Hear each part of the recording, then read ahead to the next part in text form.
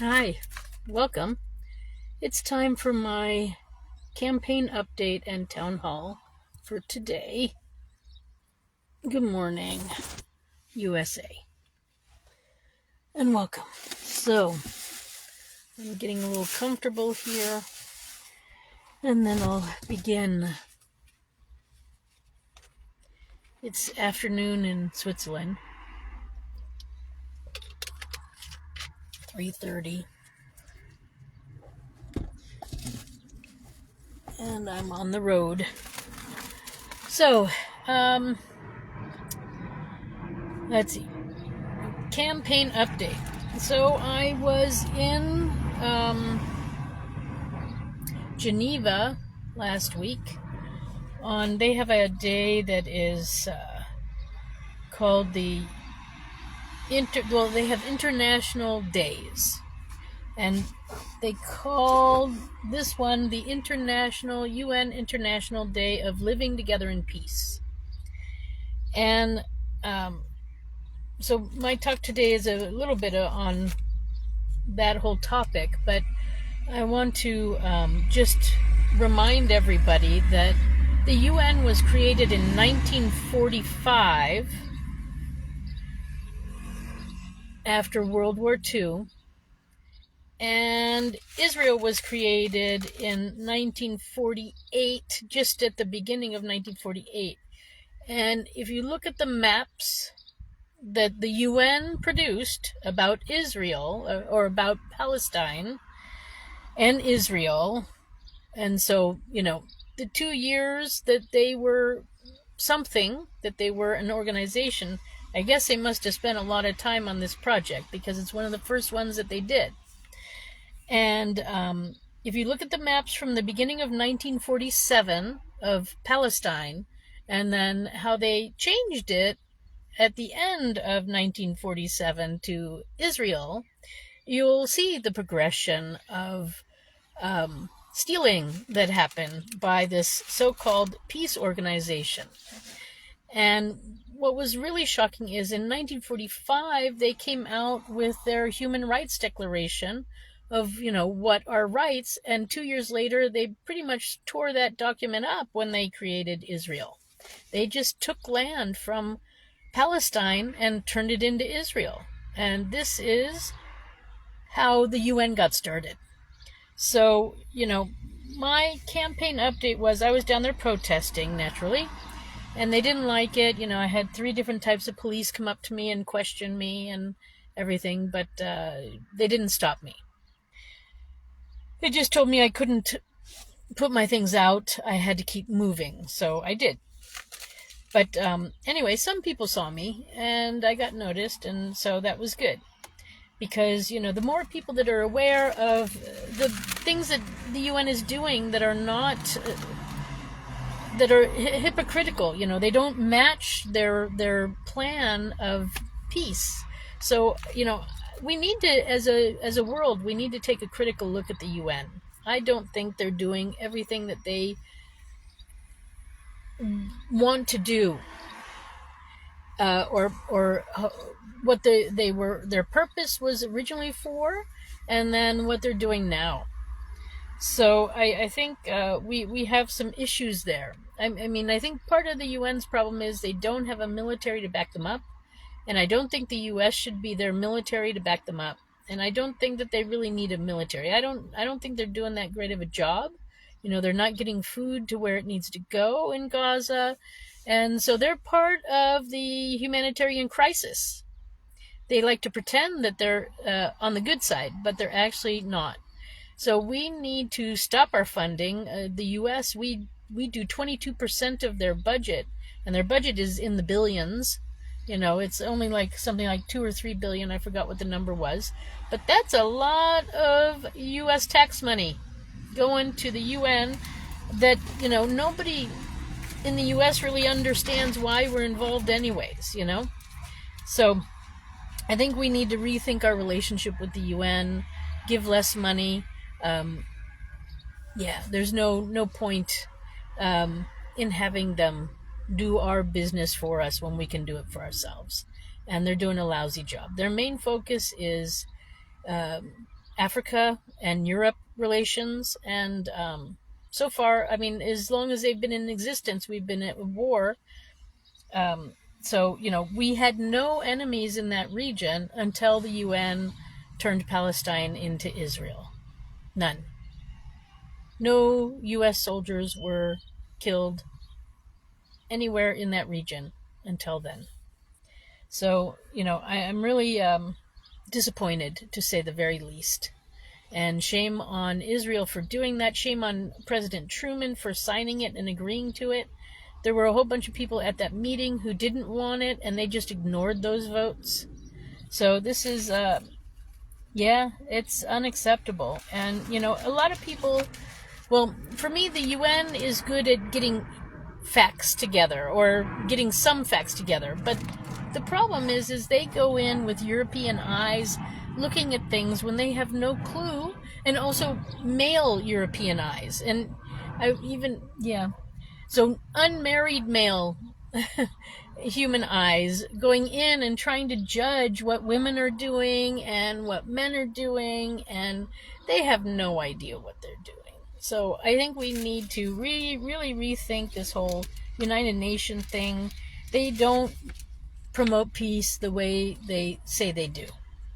And it might be time to pull our funding, or at least partially. And there are other countries who should be, if they really like the UN so much, they should be contributing.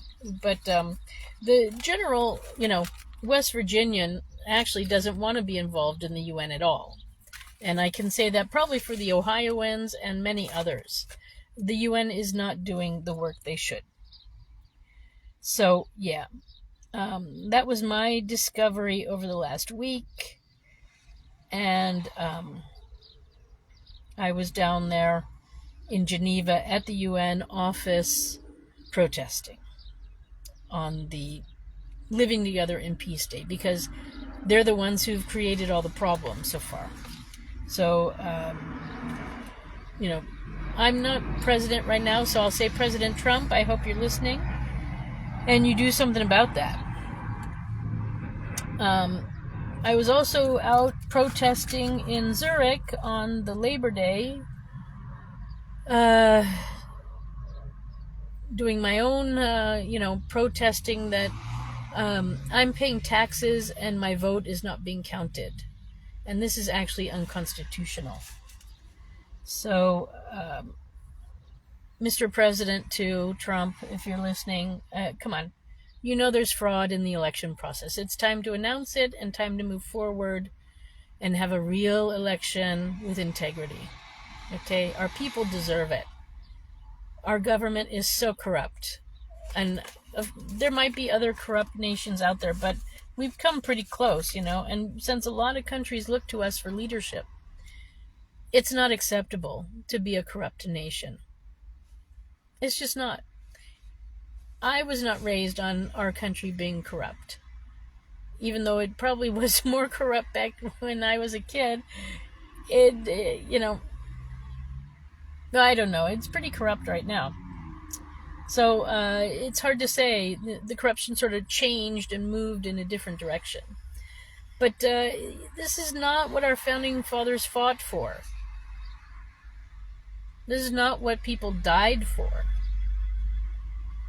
So we need to become uncorrupted, and that starts with a new election. So President Trump, you know what I'm talking about. You were talking about all this fraud back in 2020, and now suddenly the whole system that was fraudulent before is suddenly not fraudulent now?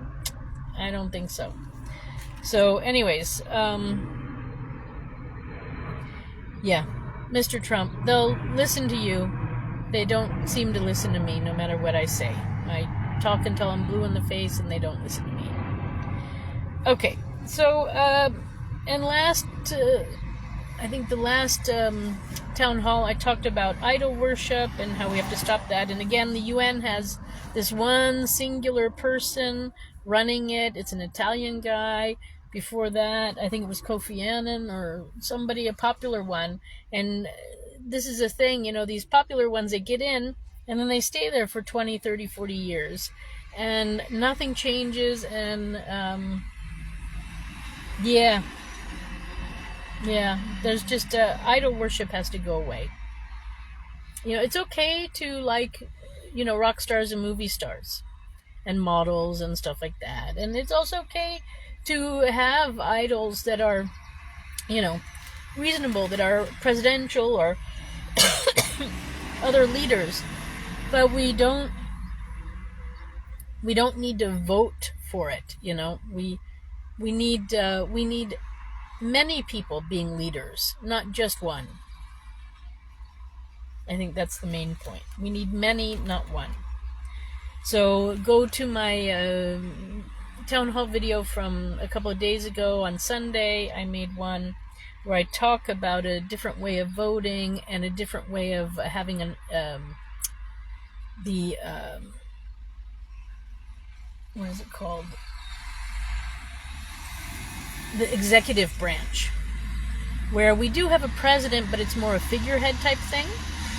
And then we have a group of maybe up to 15 different, boards members that are the heads of their department. So head of education, head of interior, head of defense, and then they all sit together and have these board meetings. And whoever is president for that year will then be saying what happens that year, as far as the board meeting goes. But then we don't have this ping pong effect of going from extreme Republican to extreme Democrat and back and forth. The country can't do that. We cannot go back and forth like that. It's not healthy for us. It's not healthy for you, and nothing gets accomplished. And just as soon as something starts up, the other team comes in and then they change it all. So that part's not functioning whatsoever. So anyways, that's enough of my campaign update. So these are my suggestions, campaign update. Then I asked on my Facebook page and some other pages, I said, hey, what does peace really look like? Because, we can't have peace if we don't know what it looks like. How would we recognize it? And somebody then, what triggered this was somebody posted, a friend of mine posted this, that there was,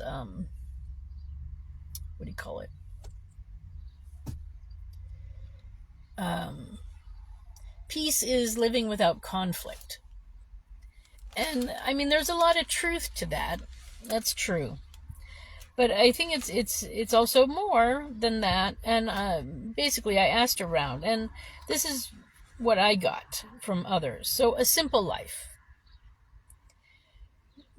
A simple life with love, children, family, and a home. Now, a home can be a home, or it can be an apartment, or, if you like to travel, it could be an RV. So, there's nothing stating what type of a home. I think quality of life for the citizens is a certain obligation and a certain brings certain amount of peace when everyone has a certain standard of living. Sadly, currently the standard in the U.S. is very low, and since I'm talking more to the U.S. people, I think we need to work on that. Then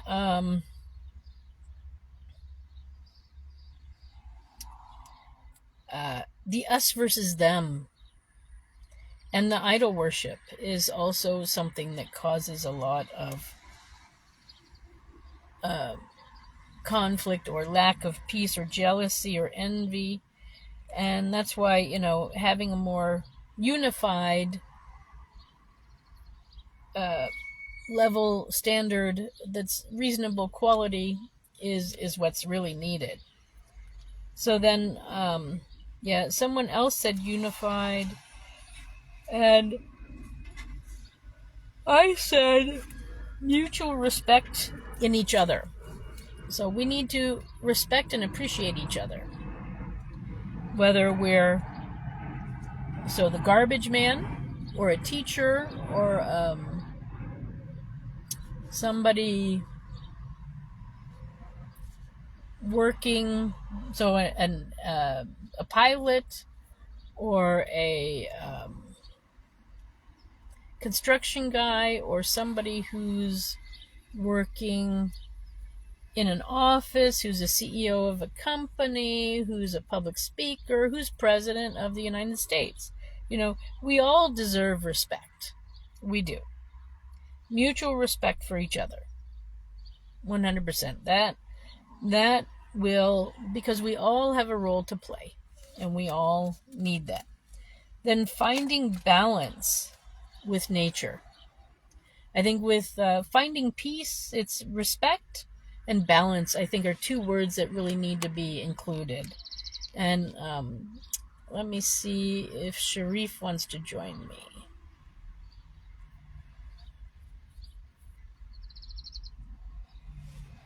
Okay.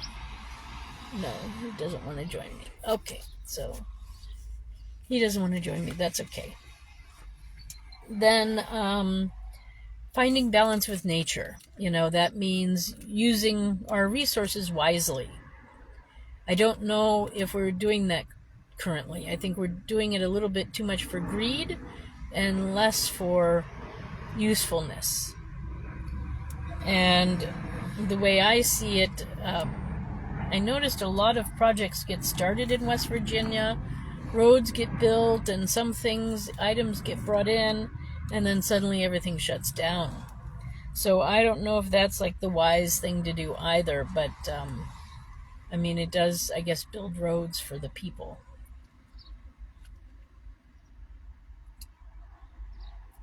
Then I think we also, so I also said reasonable standard of living before, and this will also bring some peace if everybody has a safety net.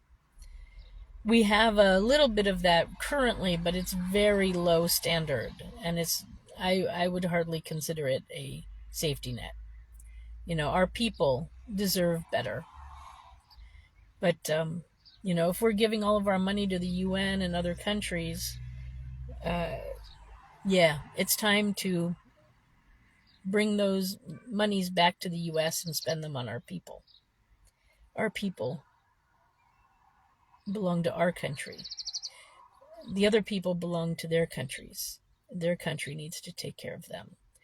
And since a lot of countries look to us for leadership, to the US, if we show how we take care of our people, then other countries will start to take care of their people too. And when I say people, I don't just mean the men, because the men are sort of well taken care of. There's all sorts of jobs for the men in the US, but there's not a lot of paying jobs. And nowadays, apparently, what they're now trying to sell is men can go and buy a robotic woman and have her for sex and all sorts of things. But women in the US still cannot sell sex legally. It's illegal in the US to be a prostitute. But yet men can buy a fake woman, have sex with her, and that's okay. So I have a real problem with this double standard. Is this really what men are expecting women to say is okay? What we need to do is make prostitution a real career choice. But beyond that, what we really need to do is pay our mothers, because they do 20 years of hard work for free currently. And this is just unacceptable. How women have let this go on for so long, I don't know. But we need to pay our mothers. It's time. Because men are certainly not the same quality of a man that was before, where they were trying to be as best they could, and they would go and get a job and get paid well, and then they could support a family. Nowadays, they don't do that at all. They're out for as much sex as possible, and they don't want the responsibility of a family. They want to make babies, yes, but they don't want to deal with them after the making of them. And this is sad and unacceptable. So we've turned some sort of wrong turn, and we need to turn back around, and we need to start appreciating our natural female resources and paying them appropriately. Now, we pay men all sorts of things. So for militia, we pay them for National Guard. We pay police and sheriff. Then we pay Coast Guard. Then we have, CIA, FBI, NSA, the Marshals. Then we have also Army, Navy, Air Force, Marines. And, there's even more. Homeland Security is the latest. So men have certainly made all sorts of ways for them to get money from their specialty, which is defending. And how many women's programs are there for producing children and raising them for 20 years? It's a 20-year commitment, minimum. 0. So this is where we need to start. And then prostitution, we need to train those women to be therapists, because usually men go to prostitutes for problems and whatever they might be, to learn how to have sex, or to just be away from their other environment. And men work through issues in different ways than women. So we need to see it as a career choice, also prostitution, and give them education so they can deal with the men that come to them. And we have to make it safer for the prostitutes. We also have to make it safer for the mothers who are with men, but by paying them a salary and making motherhood a career choice, then women can also, they have the strength and the ability to walk away from a bad situation. So this is good, because then men will have to behave better in both situations. So this is what we need to do. So I wasn't planning on talking about those topics because I really wanted to focus on peace. But finding peace is also a standard of living, and taking care of mental health is also a right to take care of. As people, we need to definitely do this. So finding balance with nature, and finding balance with each other, and respecting, mutual respect for each other and each other's jobs. And we also have a right, and I think that this will bring a lot of peace, not to be lied to, not to be tricked, and not to be bullied. But that comes with the respect part, right? If we respect each other, we're not being lied to, and we're not being tricked, and we're not being bullied. So I think this is what peace would look like. If we could respect the men and women around us, we can respect the jobs that are being done around us, and we can respect the countries that are around us, respect the borders and the people. And this is what peace could look like. But we all have to agree to it, or at least in certain areas, or, somebody has to start, or a couple of people have to start, and then we go forward. So peace looks like this: a simple family life with some sort of a career path, and things that are provided like food and shelter, but mutual respect for each other and the creatures around us and the earth. So balance.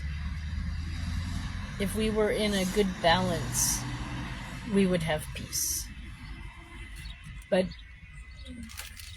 this started back in 1947. Peace became unattainable because the UN stole land from someone and put another name on it, and they called it Israel. and this is unacceptable.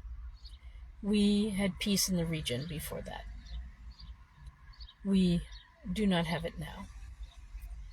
U.S. people and many others are being killed in the needless wars in the country that we call today Israel, that was once called Palestine. So I don't know what the UN is doing. I don't know what the world is doing, but peace is possible. And I'm a peace promoter. So that's what I'm doing. I'm trying to enlighten the people who see me and see my video about what is going on and where peace might go and what looks like peace. So if we feel balance and harmony with nature, then we might have peace. But personal peace and country peace, or even in the US, peace between the states, is also something. But I think Switzerland has a good balance. They do have a reasonable standard of living for most of their people. And there seems to be some coexisting with nature. But I think the standard of living for their people is much higher than in, I'll say it, the US. So we can do a lot of work there. Yeah. All right. So I'll see if anybody wants to join me. Maybe Sharif wants to come on again. I don't know if he's still here. We'll see.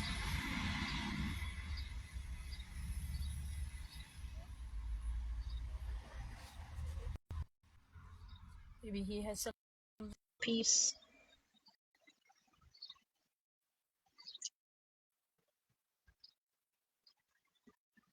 And then I have a more star. We'll see if I can bring on. Hello? Hi. Hi, Susan. Hi, Sharif. How are you? I'm good, thanks. I'm just sitting in the balcony, had a cup of coffee, and it's good to see you. Okay. Well, I can't see you, actually. I don't know why this is. Why? I Suddenly, see you. I know other people can see me, but, And I for some reason, see myself as well. On okay. the Well, I phone, see I mean. On the phone. me, right. I see me on the phone, but I don't see you at all. So, I don't know why. it's strange, but I hear you. So I got that part. Oh, that's But what's important. I yes. look the same like when you saw me last time. So, Okay, good. So what do you think about peace? What does peace look like for you? well, peace is not just peace for myself, but peace for others. This is much more important because a lot of people and countries and groups, they love peace, but they don't contribute to share it with others. They want to live in peace, but they don't care about the others.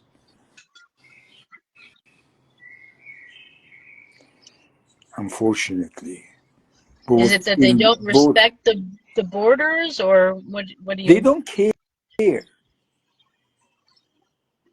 Okay. They don't care because they do what they think they are doing right, but they never look in the mirror and see what harm they can cause for others. And I'm talking about like both at individual level and international level. Mm-hmm. And I mean, what's going on in the world here now, it's a big evidence for how the people talk but don't behave. They think they are doing right, but they never look in the, like how the impact what they are doing have on other people who are in need and suffering and so on. So where are some places that are suffering? I mean, I know Gaza Yes. and that whole But a lot area of is a places. mess. It's not only Gaza, there are a lot of places, both in Africa and South America and Asia.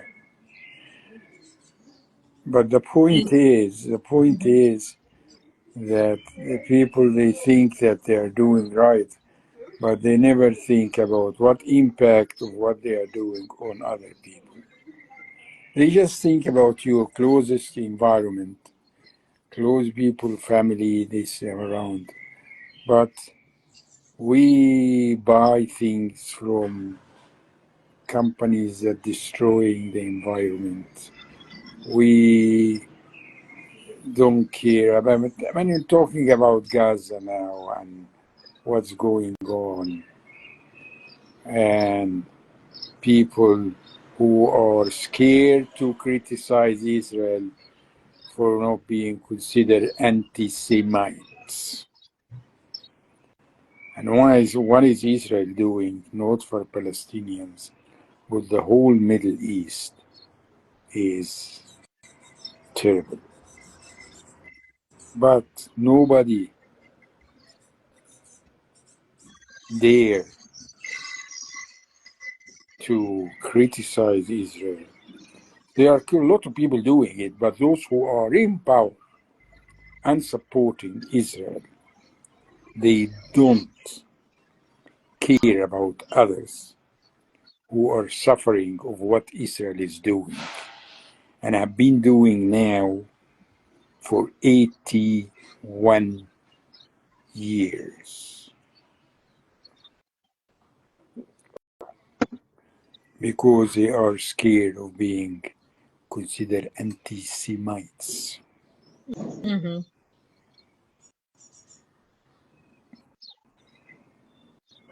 Why is the world turning blind eye towards Israel, have been doing and still doing and continue doing? Well, it's the Zionists who are turning a blind eye. Not the Zionists, all countries who are supporting Israel. They are pro-Zionists, but they are not Zionists.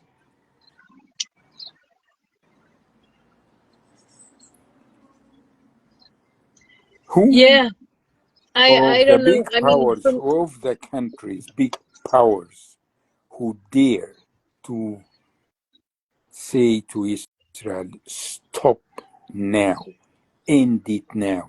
Who have said that? I'm talking the big powers, the US, Europe, and nobody, the Zionists, they don't want it they to are stop. not only Zionists. Who are supporting Zionists? Most part of Europe, the United States, the whole world, without the support of the whole world to Israel, they couldn't continue doing what they are doing now. And in Gaza, especially. I mean, they have occupied Palestine and they have created their own country.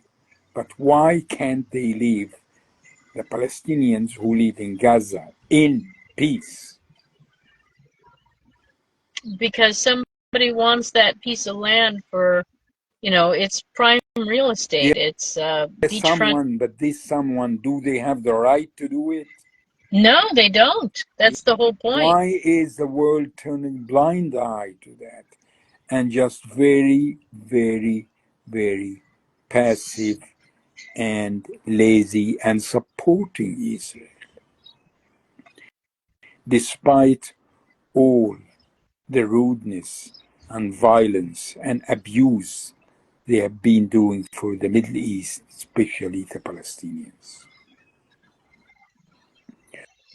I lived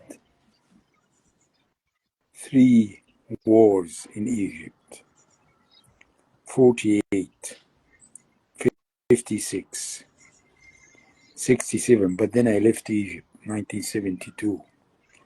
One of my biggest traumas when I saw my father coming back from Palestine 1948 with his face, whole his face was damaged. He was a press photographer. He fell on the tag tray and his face was completely destroyed, covered with plaster. That 1948. 1956, the war in Port Said, 2.5 months in darkness. 1967 was one of my biggest trauma because that was the first day of my graduation, BSc graduation. And we couldn't make it to the university because they started the war the 5th of June, attacking Sinai. And 2.5 months, I have to sit in darkness to study because that was my BSc. I had to study. Okay, I managed. I took my BSc and so on and left Egypt 1972, but October War 73. And what's going on still? And the world, they don't have the guts or the courage to say to Israel, end it. You have your own country. End it. Don't expand it. They're even planning to take over Sinai from Egypt. What is Are going on? they? Yes, they have been doing it. Mm. They are occupying a part of Sinai still. But Yeah. the world is scared to be considered anti-Semite. Poor Israel. No, I hate Israel for what they are doing to the Palestinians and the rest of the Middle East. Yeah. It's I had no idea that you had those experiences, but yeah, this has been going on for a long time, and you know, the world is, you're absolutely right, just watching and letting it happen. And I'm doing my part to protest and to bring awareness and trying to stop it, I'm to the point where I protests are also not working. And as I have a lawsuit pending with the Supreme Court about the elections in the US. So if I ever get into a position of power, I can then do something. But yeah, Trump No, is, he sadly is not um, pro-Palestine. He says he's pro-peace, but I don't know. He's really, he has the power and there are he's not doing nothing. many, unfortunately, Americans who are in power, who are supporting Palestine. They are so scared to be considered anti-Semites, and they don't care about the Palestinians. They just, I don't know. I mean, as I told you, I have been through 3 wars in Asia, I know. and the world can't wake up. Look at what they're doing for Gaza now. I know. Apparently there's some aid waiting that isn't being delivered by the UN. So I guess UN, that's what the being UN? bad. UN, they are lousy bureaucrats just sitting there getting their Collecting a salaries, nice getting salary. their salaries, and they are doing nothing. The UN must be vanished. It Yeah, is the just, US gives 22% of their yearly budget, and their yearly budget is in the billions. So, and you what know, are the United Nations doing now? It's not only for Palestinians. There are a lot of international crises, and the United Nations are doing nothing. They have never done anything, Yep. not for the Middle East, not for a lot. Yep. What's the United Nations? Why does it exist? Security Council, United Nations. Well, They are the screenplay. They do I talked nothing.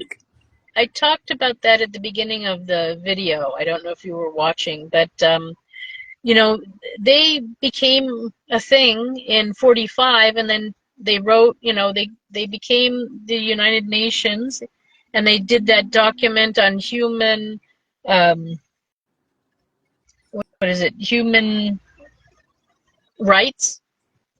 And, you know, they claim that they're for human rights, but just 2 years later, they exactly did half of the things on their list they did against the Palestinians when they took the land from Palestine and called it Israel. When So, you know, this was just 2 years it's after. not, Who gave such a new organization so much power? not, You know, what not kind of, only Palestine.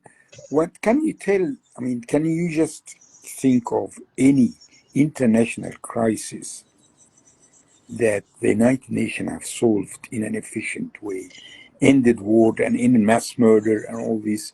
They have done nothing. I know. So the real problem is, you know, we weren't having any problems in that region, the US anyways, until Israel was created. And, you know, then we've just been going through one war and after the other there. Well, So it's, Israel was you know, created after the withdrawal of the colonialists in the Middle East to continue their control over the Middle East. exactly.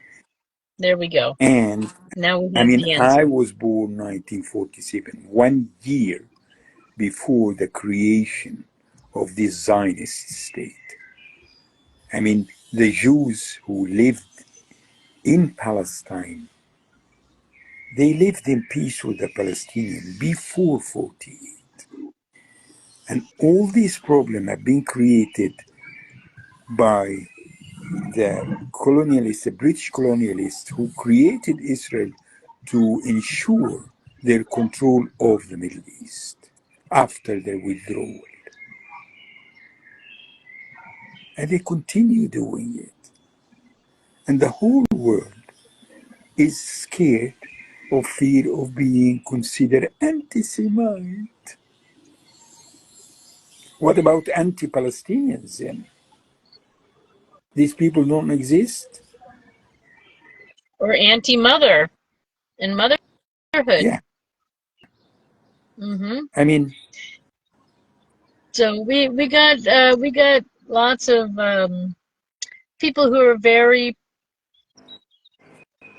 pro-Zionism, and Zionism, they want to bring the end of times, and to do that you have to have the state of Israel being Israel, you know, and that's what happened. There were a I bunch of don't fanatical think that Christians who took this over and did this. creation of Israel was not just to protect the Jews who were born and grew up there. It was to ensure the control of the Middle East after the withdrawal of the British and French from the Middle East. Has nothing to do with the Jews who have been born and grew up together with the Arabs in this area. Those who are migrated to Israel from all over the world who didn't have the right to be there because they had their original countries. So, I mean, the whole drama and the whole story is absurd. And they continue migrating to the Middle East, to Israel, which you don't have the right to do that.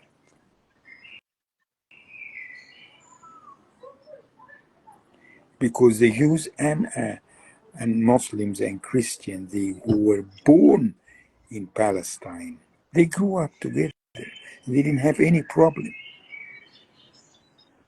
The problem of is for those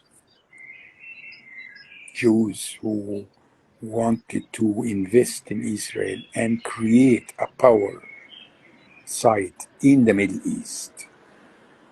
It has nothing to do with anti-Semitism or anything, just a power game to extend the colonialists' control of the Middle East after the withdrawal of the French and the And British. why were there colonialism there? Because of the doctrine of discovery, right? Yes, I mean they were there. Which That is was religion, no, that was there spreading before. Christianity. Yeah, the Turkish and the British and the French and so on, they have been using the Middle East for many reasons. But Oh, yes. the people who were born there, regardless of the religion, Jews, Christians, Muslims who have been born there, they didn't Hmm. have any problem with each other.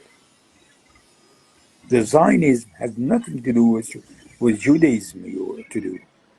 It is a political power game. It has That's the nothing to do thing. with the religion. It's a mixture of religion and politics, and Well, I it's mean, this, expanding control, like you talk. It's all of that. Yes, yes, that's Zionism, and yes, it started 120 years ago, or maybe even 130 at this point, in Basel, Switzerland. Yeah, yeah. yeah. So, anyways, um, I think we need to end the conversation soon. But do you have any last words on a way to peace? A way to peace is to look Or at the people who live there, who were born and grew up there, and think about what they need. If they don't need their weapons or their money, which they send to invest there, they need to be live in peace with each other, and nobody who doesn't live there need to interfere with the Middle East. so they need to mutual respect for each other is what they need, right? Just live in peace And like they have done for centuries. finding balance between themselves and nature. No, not yes, just between themselves.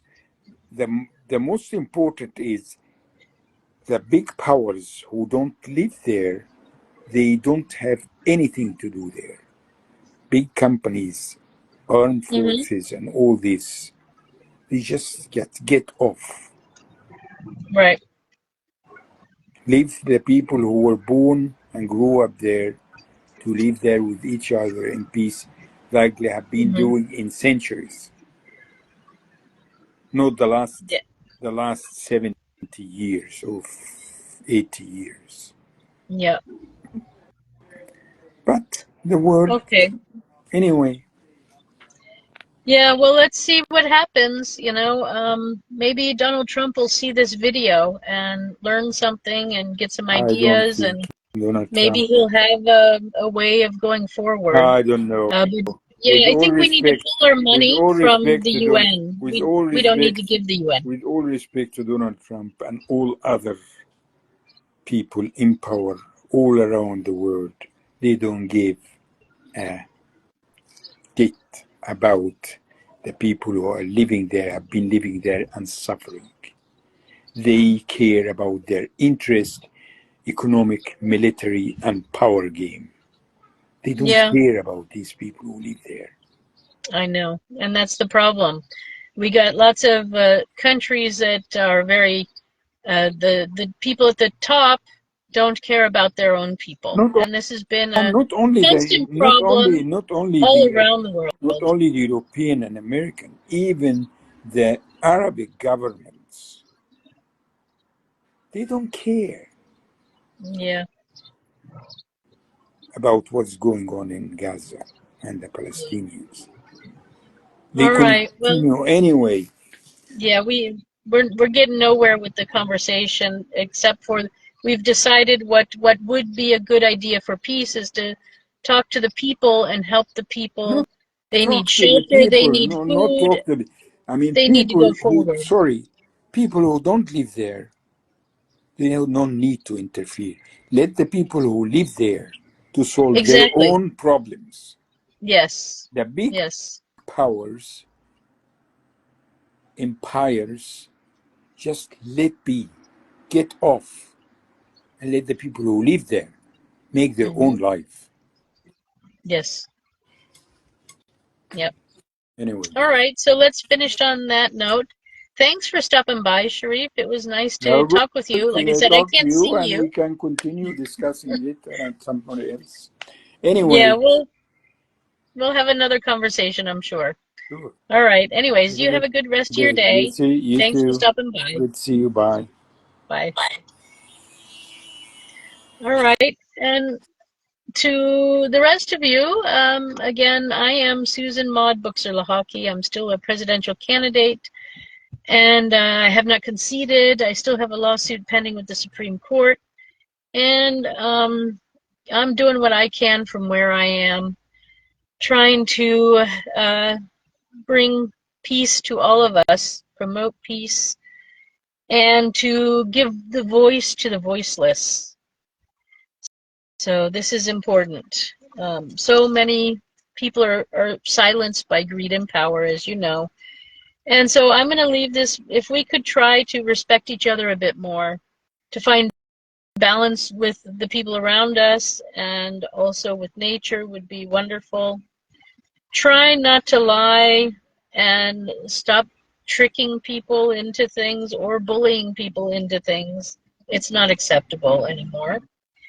And we need to promote a reasonable standard of living for all citizens of all countries, but my main focus is the US.